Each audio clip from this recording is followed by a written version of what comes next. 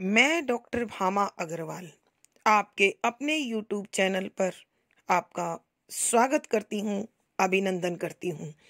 आइए प्यारे बच्चों, आज हम अपनी पाठ्य पुस्तक मध्यकालीन काव्य कुंज में संकलित कवि रसखान द्वारा रचित रचना का अध्ययन आरंभ करते हैं। रसखान जी का वास्तविक नाम सैयद इब्राहिम खान था।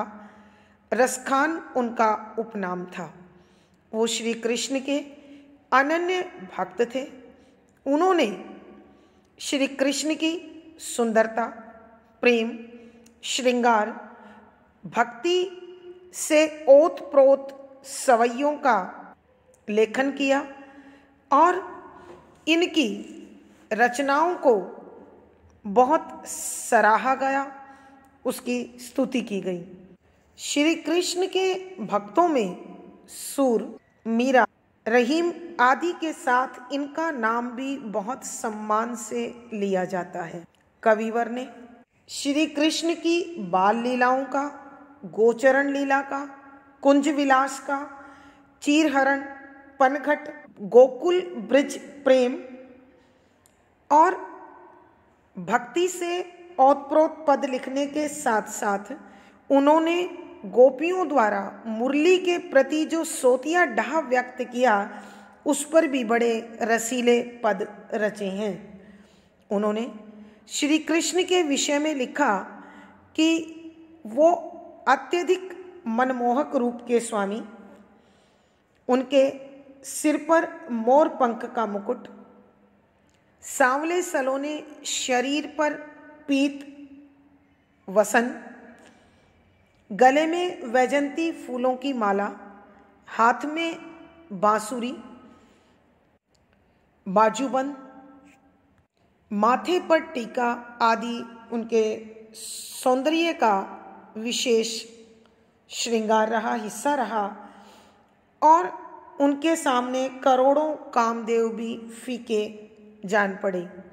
मिट्टी से भरा हुआ बाल रूप हो अथवा वो किशोरा अवस्था में गोपियों के साथ खेल कर रहे हों अथवा मथुरा में उन्होंने मनमोहक रूप धारण किया हो, हर एक रूप सौंदर्य को रसखान जी ने बड़े सुंदर शब्दों में उकेरा है। उन्होंने गोप लीलाओं का भी बड़ा सुंदर वर्णन किया है। गोपियों के द्वारा श्री कृष्ण के प्रति अनन्य एकनिष्ठ प्रेम भावना और प्रेम की एक निष्ठता, यहाँ तक कि गोपियों को श्री कृष्ण की बांसुरी की संगत भी प्रिय नहीं लगती है। वो इस बांसुरी को अपनी सौतन भी मानती हैं और इस बांसुरी की आवाज़ की वो दीवानी भी हैं। कवि ने यह भी इन पदों में स्पष्ट किया है कि मनुष्य चाहे कितने ही वेद, पुराण, ग्रंथ आदि पढ़ ले, लेकिन प्रभु को पाने के लिए सच्चा प्रेम ही काफ़ी है, क्योंकि ईश्वर प्रेममय है। यदि प्रेम नहीं होगा तो ईश्वर को पाना भी सरल नहीं है। जो भक्त प्रेममय है वह तुच्छ से तुच्छ वस्तु से प्रभु को अपने साथ रिझा सकता है। रसखान जी ने ब्रज में खेली जाने वाली होली का सुंदर चित्रण भी यहाँ में किया है। उन्होंने बताया है कि सभी ऋतुओं में बसंत अत्यंत मोहक होती है और उसका व्यापक असर संपूर्ण प्रकृति के साथ साथ जीव जगत पर भी देखा जा सकता है। इस बसंत के महीने में फाग के त्योहार पर प्राय सभी अपने अपने साथियों से मिलते हैं, तो कवि ने यहाँ गोपियों की श्री कृष्ण के प्रति शिकायत, उनके प्रेम की एक निष्ठता, नोक झोंक आदि का बड़ा सुंदर सजीव चित्रण किया है। इन पदों में श्री कृष्ण के जिस बहुरंगी रूप की झलक हमें मिलती है वो इस प्रकार है। आगामी सवैयों में हम उसे पढ़ेंगे, समझेंगे और निश्चित रूप से जब आप उन्हें सुनेंगे तो आप भी महसूस करेंगे कि रसखान द्वारा रचे गए ये सवैये वास्तव में रस की खान ही हैं। पद संख्या 7। सोहत है चंदवा सिर मोर के, जैसे ही सुंदर पाग कसी है, तैसे ही गो राज भाल विराजती, जैसी हियवन माल लसी है। रस खानी विलोकत बोरी भई, दृग मूंदी के ग्वाली पुकारी हंसी है। खोली री घूंघट खोलो कहाँ वह, मूर्ति नैनन मांझ बसी है। प्रसंग। प्रस्तुत पद हमारी हिंदी की पाठ्य पुस्तक मध्यकालीन काव्य कुंज में संकलित रीतिकालीन कवि रसखान जी द्वारा रचित छंद उपशीर्षक कविता से लिया गया है। संदर्भ। यहाँ कविवर श्री कृष्ण के सुंदर रूप का सजीव चित्रण करते हैं। वो बता रहे हैं कि जब श्री कृष्ण के इस मोहक रूप पर किसी की दृष्टि पड़ती है, कोई उन्हें देख लेता है तो वह उनसे इतना प्रभावित हो जाता है कि उसका तन मन उसके वश में नहीं रहता और श्री कृष्ण की ओर आकर्षित होकर वह उन्हीं को देखने को, चाहने को बेचैन हो उठता है। इसी प्रकार के श्री कृष्ण के सुंदर रूप का वर्णन करते हुए कविवर लिखते हैं कि व्याख्या। शब्दों के अर्थ साथ साथ सोहत सुशोभित है होता है। चंदवा चांद, कौन सा चांद? मोर पंख का। सिर सिर मोर के, कि मोर के पंख का चांद श्री कृष्ण के मुकुट में सुशोभित है। जैसी सुंदर पाग कसी है, कि जितना मोर पंख का चांद सुंदर लगता है वैसी ही सुंदर मनमोहक पाग पगड़ी कसी हुई है, बांध रखी है, कि श्री कृष्ण ने अपने मुकुट में जितना सुंदर मोर पंख का चांद लगा रखा है वैसी ही उनके मस्तक पर सुंदर पगड़ी बंधी हुई है। तैसी गोरज भाल विराजती, तैसी जिस प्रकार की गोरज गायों के पैर की मिट्टी। श्री कृष्ण ग्वाले थे, गाय चराने जाते थे। जब गाय वन में चरने के लिए जाती तो उनके चलने से, पांव पड़ने से जो मिट्टी उड़ती थी वह श्री कृष्ण के माथे पर विराजित है। उनके पांव से उड़ने वाली इस मिट्टी को गोरज कहा जाता है। गायों के पैर की मिट्टी, भाल मस्तक विराजती, शोभायमान है, सुशोभित है, कि प्रभु श्री कृष्ण के मस्तक पर गायों के चलने से उनके पांव से उठने वाली मिट्टी शोभायमान है। जैसी उसी प्रकार की हिये हृदय वनमाल, वन के फूलों की माला, लसी सुशोभित है, सुंदर लगती है, आकर्षक लगती है, और वैसी ही सुंदर उनके गले में वन के फूलों की माला है, वैजंती फूलों की माला है। रसखानी विलोकत बौरी भई दीर्घ, रसखानी रसखान जी और रस की खान श्री कृष्ण।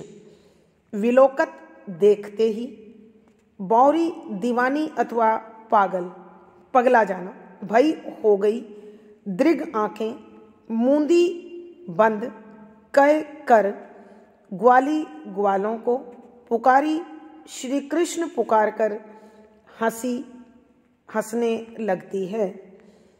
रसखान जी कहते हैं कि मेरे प्रभु श्री कृष्ण जो रस की खान है, आनंद का खजाना है, उसे जैसे ही गोपी ने देखा वह पगला गई, दीवानी हो गई और उसने अपनी आंखें बंद कर ली और वह इन आंखों को बंद करके ग्वाल बालों को पुकारती है और हंसती है।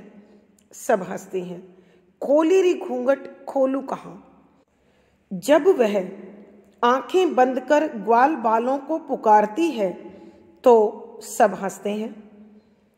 तब एक ग्वाला उस गोपी से कहने लगा, खोली री घूंघट, कि हे गोपी तू अपना घूंघट खोल दे, क्योंकि तू जब घूंघट खोलेगी, आंखें खोलेगी, तभी तुझे सब दिखाई देगा।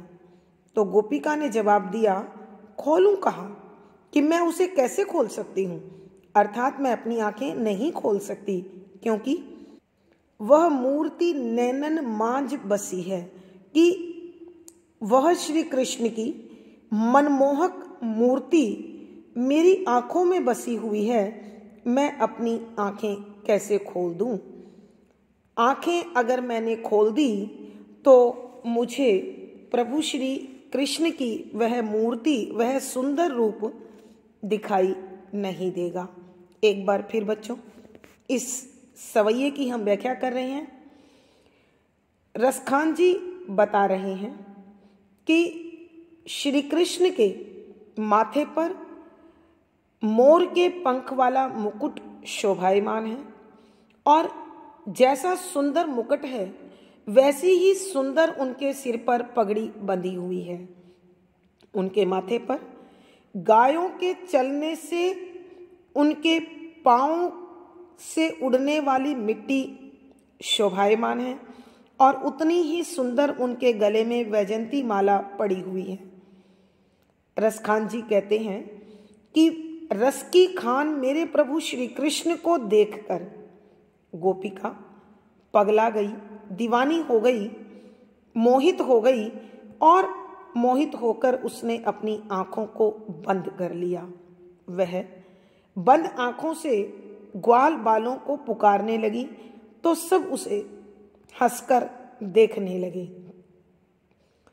तब एक ग्वाला उससे बोला, खोली री घूंघट, कि हे सखी, हे गोपी, तू अपनी आंखें खोल, तभी तुझे सब दिखाई देगा। खोलूं कहाँ? गोपिका ने उत्तर दिया, मैं अपनी आंखें कैसे खोलूं, क्योंकि मेरी आंखों में तो श्री कृष्ण की वह मोहनी मूरत बसी हुई है। यदि मैंने आंखें खोल दी तो मुझे वो कैसे दिखाई देगी। भावार्थ, कवि के कहने का भाव यह है कि श्री कृष्ण का रूप सौंदर्य इतना मोहक है, इतना आकर्षक है कि जो उसे एक बार देख लेता है वह उसी का होकर रह जाता है। विशेष यहाँ कवि ने श्री कृष्ण के अनुपम रूप सौंदर्य का वर्णन किया है और अपनी अनन्य भक्ति भावना का परिचय दिया है। शुद्ध साहित्यिक ब्रज भाषा का प्रयोग है। लक्षणा शब्द शक्ति है, भक्ति रस प्रसाद गुण है, सवैया छंद है, गेय शैली है, संगीतात्मकता बनी हुई है। इस पद में लेख, उपमा, अनुप्रास, संबोधन, प्रश्न आदि अलंकारों का सुंदर सटीक प्रयोग हुआ है। सवैया संख्या 8। अखियां अखियां सो सकाए मिलाए हिलाए रिझाए हियो भरिबो, बतियां चित चोरन चेटक सी रस चारु चरित्रन उच्चरब्यो, रसखानी के प्राण सुधा भरियो अधरान प्रत्यों अधरा धरिबो, इतने सब मैन के मोहनी जंतर पे मंतर बसीकर सी करीबो। प्रसंग पूर्ववत। संदर्भ, इस पद में कविवर श्री कृष्ण के रूप सुंदरता, उनके मन की चंचलता और मोहक चितवन का बड़ा सुंदर वर्णन किया है और इन सब का गोपियों पे किस प्रकार का प्रभाव होता है, गोपियां किस प्रकार श्री कृष्ण के प्रति आकर्षित हो जाती हैं, उस सब का अत्यंत भावपूर्ण चित्रण करते हुए कवि लिखते हैं कि व्याख्या शब्दों के अर्थ साथ साथ। अखियां अखियां सो सकाए मिलाए हिलाए रिझाए हियो भरीबो। अखियां आंख, अखियां प्रतिपक्ष की आंखें, अर्थात गोपी अपनी आंख की और श्री कृष्ण की आंख की बात कर रही है।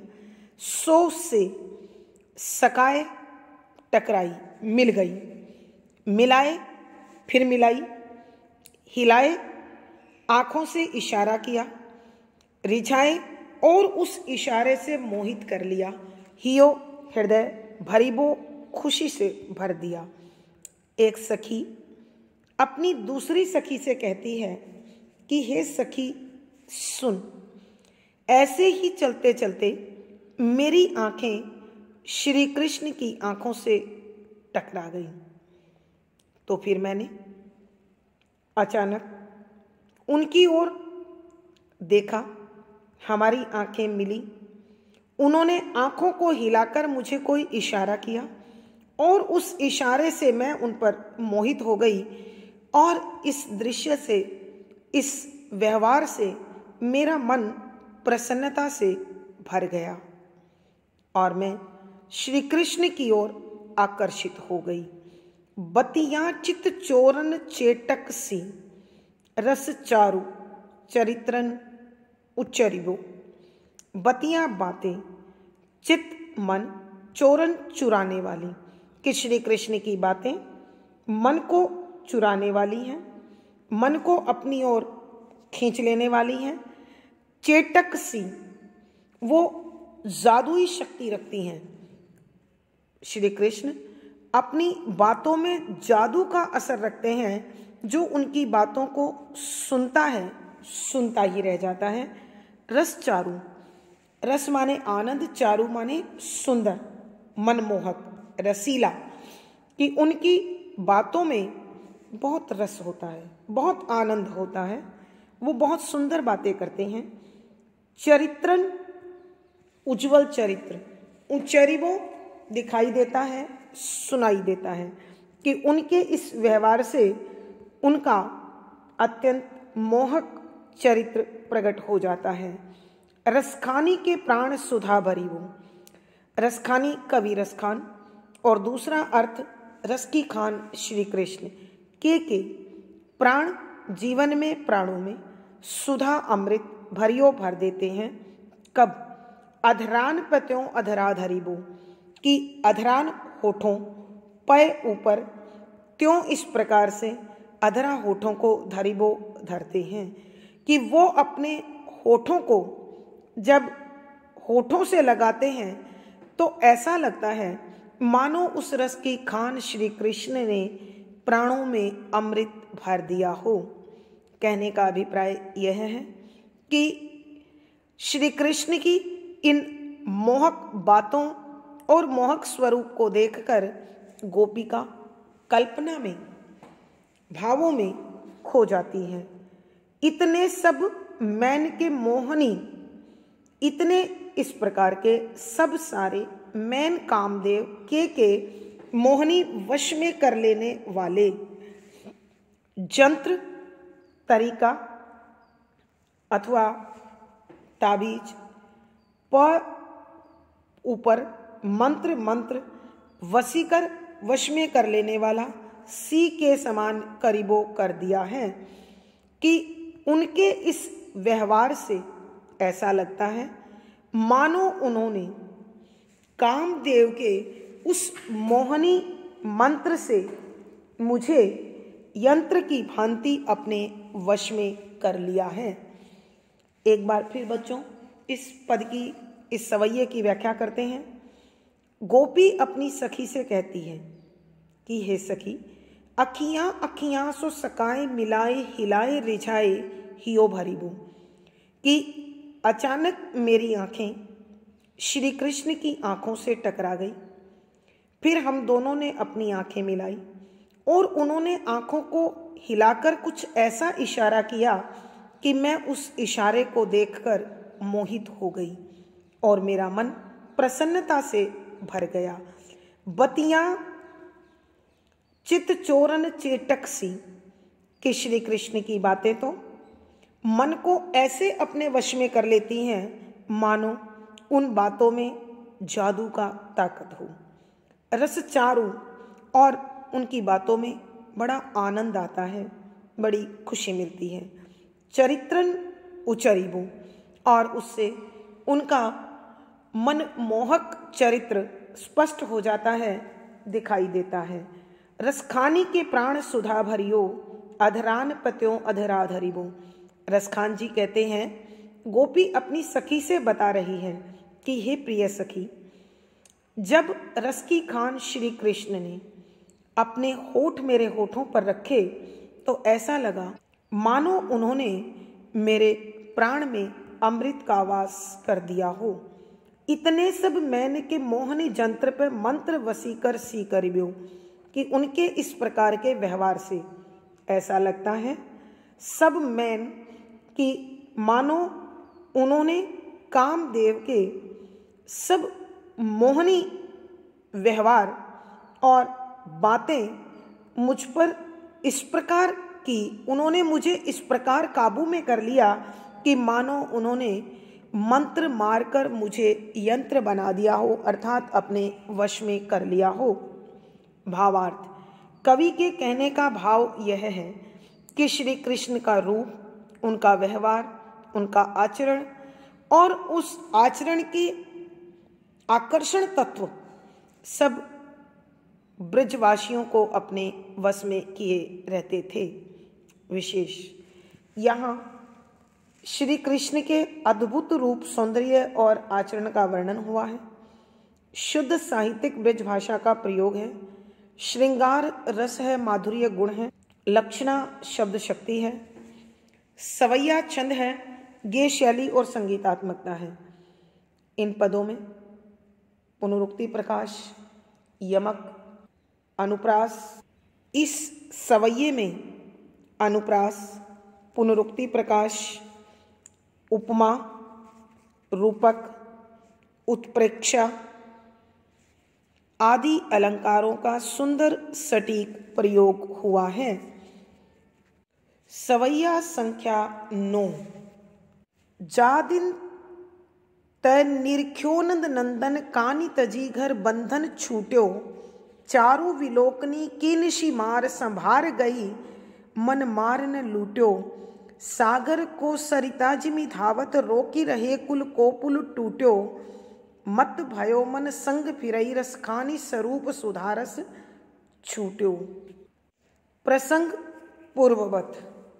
संदर्भ, यहाँ इस सवैये में कविवर रसखान ने गोपियों का श्री कृष्ण के प्रति जो प्रेम भाव है उसे स्पष्ट किया है और वो बता रहे हैं कि श्री कृष्ण के प्रेम माधुर्य का और रूप माधुरी का ब्रज की नारियों पे कुछ ऐसा असर हुआ कि उन्होंने अपने सारे सांसारिक, सामाजिक, पारिवारिक बंधनों को तो छोड़ ही दिया, उनका अपने ऊपर से भी नियंत्रण नहीं रहा। श्री कृष्ण के इसी प्रभाव का चित्रण करते हुए कविवर लिखते हैं कि व्याख्या, शब्दों के अर्थ साथ साथ। जा दिन ते, जा जिस दिन गोपी ने श्री कृष्ण को देखा, जा दिन उसी दिन, ते से निरख्यो देखा है, नंद नंदन नंद बाबा का बेटा अर्थात श्री कृष्ण, कानी शर्म लाज तजी छोड़ दी, घर घर बंधन जिम्मेदारियों का बंधन छूट गया, कि जिस दिन से गोपी ने नंद बाबा के बेटे श्री कृष्ण को देखा, उसी दिन से वह उनकी भक्तिन बन गई, दीवानी बन गई, और उसने संसार की शर्म को त्याग दिया, नारी जन्य लज्जा को छोड़ दिया और परिवार के प्रति जिम्मेदारियों के बंधन भी तोड़ डाले। चारु सुंदर विलोकनी देखना की निशी रात्रि मार प्रभाव संभार संभाल गई गई, मन मार न लूटो। मन मारना मुहावरा है, इसका मतलब मन को काबू में रखना, न नहीं लूटो मानो सब कुछ लूट गया। कि कवि कहते हैं कि जब श्री कृष्ण की सुंदर चितवन को, श्री कृष्ण की सुंदर छवि को गोपी ने देखा तो वह अपने आप को नहीं संभाल पाई, और फिर तो वह दिन रात तक के असर को भूल गई, भला और बंधन क्या निभा पाती। मन मार, उसका मन उसके काबू में नहीं रहा। वो इस प्रकार व्यवहार कर रही थी मानो किसी ने उसे लूट लिया हो, उसका सब कुछ छीन लिया हो। सागर को सरिता जिमि धावत रोकी रहे कुल को पुल टूट्यो। सागर समुद्र को के लिए सरिता नदी जिमी जिस प्रकार से धावत दौड़ती है, रोकी रहे रोकते रहे, कुल खानदान को पुल मर्यादा टूटो टूट गई। कि गोपी श्री कृष्ण से मिलने के लिए अपने परिवार की, अपने खानदान की, अपने वंश की, कुल की शर्म को, सीमा को, मर्यादा को तोड़कर श्री कृष्ण की ओर उसी प्रकार चल पड़ी जैसे सागर से मिलने के लिए नदी चल पड़ती है और रास्ते में आने वाले सभी पुल, सभी बंधनों को तोड़ती जाती है। मत भयो मन, मत माने मस्त, भयो माने हो गया, मन हृदय, संग फिरे रसखानी, संग साथ फिर ही फिरता है रसखानी श्री कृष्ण के स्वरूप सुंदर, सुधारस अमृत का आनंद छूटो, सब कुछ उससे छूट गया, लेकिन यह अमृत जैसे दर्शन का लालच नहीं छूटा। कि रसखान जी कहते हैं कि मेरे प्रभु श्री कृष्ण को देखकर मत भयो मन, कि उनका मन मस्त हो गया, आनंद मग्न हो गया, संग फिरे रस, और श्री कृष्ण के साथ साथ घूमने लगा। रसखानी स्वरूप सुधारस, कि रसखान जी कहते हैं मेरे प्रभु रस की खान श्री कृष्ण का सुंदर रूप अमृत के समान आनंद देने वाला था, अमृत के समान खुशी देने वाला था, इसलिए उसका लालच गोपिका के मन से नहीं छूट पाया, नहीं उस बंधन को वो तोड़ पाई। एक बार फिर बच्चों इस पूरे सवैये की व्याख्या कर रही हूं। कवि रसखान जी कह रहे हैं, जा दिन ते निरख्योनंद नंदन कानी तजी घर बंधन छूट्यो।